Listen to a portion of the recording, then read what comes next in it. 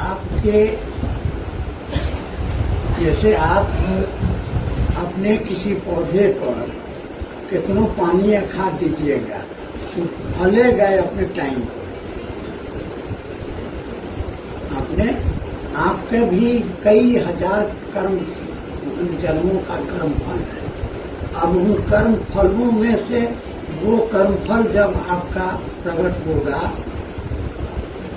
गुरु की दया वहां, जो सिस्टम चल रहा है उस सिस्टम को वो ब्रेक नहीं कर पाएंगे। जब वही सिस्टम को ब्रेक करने लगेंगे तो फिर उनका जगत चलेगा कैसे? इस सिस्टम के तहत, उस सिस्टम के तहत आप तो जब जैसा होना है गुरु होगा। आपको गुरु मिलना है तो इस जन्म में मिलना है, इसी जन्म में मिलेगा। नहीं मिलना है तो अगला जन्म में मिलेगा। नहीं मिलना है तो और अगला जन्म। कितने जन्म में? जन्म जन्म मुनि जन्म। इसलिए स्पष्ट इसमें लिखा हुआ है गुरु की दया हेतु की, है ना? यह गुरु की दया से प्राप्ति की विधा है।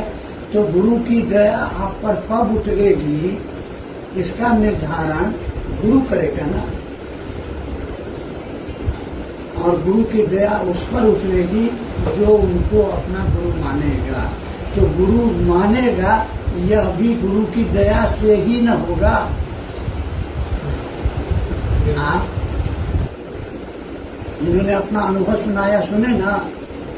हमने इनको कहा, जिस दिन कहा उस दिन इन्होंने शिव को गुरु मानने से इनकार कर दिया। 3 महीना के बाद जब इनको लगवा मारा, जब डॉक्टर ने रिफ्यूज कर दिया कि कोई दवाई नहीं है, तब इनको याद पड़ा इस प्रोफेसर साहब ने कहा था तो मने मने महादेव को गुरु मान लिए। तो ये जो 6 महीना का गैप हुआ, ये क्यों हुआ? कर्मफल। उसी दिन काहे नहीं मान लिए? कर्मफल। कर्मफल रुक रहा था। जो है कर्मफल से वो स्थिति पैदा कर दिया। उस गुरु ने आपके अंदर वो स्थिति पैदा कर दी कि आपको फील करा दिया कि महादेव को छोड़ के दूसरा कोई मेरा अपना नहीं है।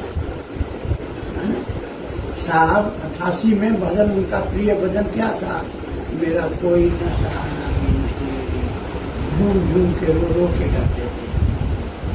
मेरा कोई न सहारा बिन तेरे, गुरुदेव समरिया में। लोग भी साथ में ताल तोड़ चलते थे। उनको भी लगा,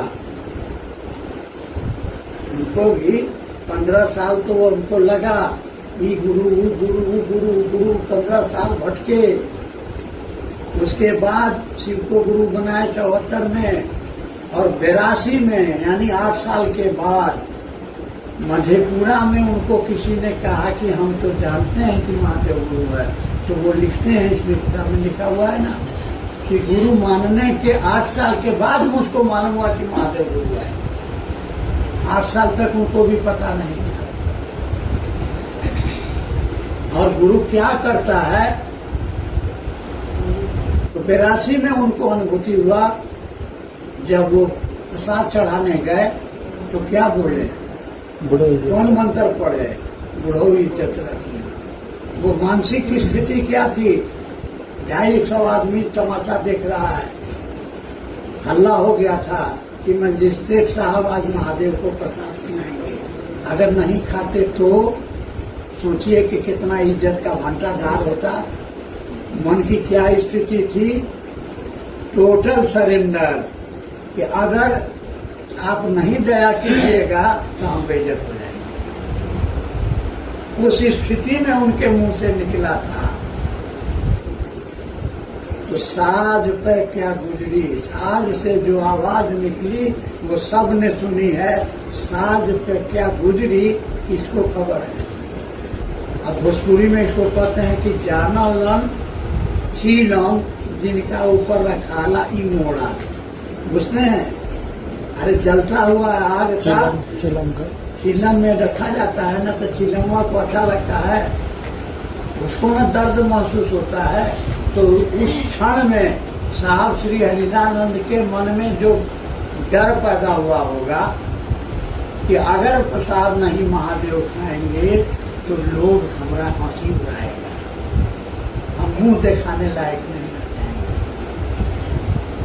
मन करेगा कि हम चुल्लू भर पानी में डूब गए, डींग हाँकते थे कि महादेव को हम प्रसाद खिलाते हैं। होके मजबूर, टोटल सरेंडर, बुढ़ाओ इज्जत